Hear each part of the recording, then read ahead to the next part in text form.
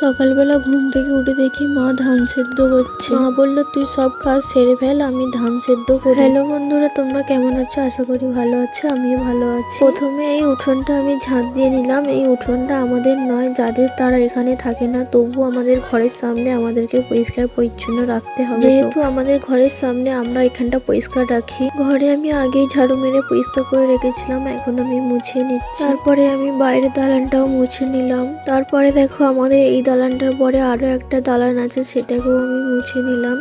এবার সে উঠোনটা নাতা দিতে হবে। আমি গোবর জল করে উঠোনটা নাতা দিলাম। যেহেতু তারা এখানে থাকে না, আমাদেরকে পরিষ্কার রাখতে হয় আমাদের ঘরের সামনে বলে। আমাদের জায়গা নেই বললেই চলে, যতটুকু ঘরটা ততটুকুই। ওদিকে মা ধান সেদ্ধ করতে করতে আমার এদিকে সব কাজ সারা হয়ে গেল। আমার গোটা বাকুল নাতা, এই উঠোনটা পুরোটাই নাতা দেওয়া হয়। এখন যেহেতু এগুলো রেখেছে, নাতা দেওয়া হয়নি। বাসি জামা কাপড়, বাসি বাসন আমার সব দিয়ে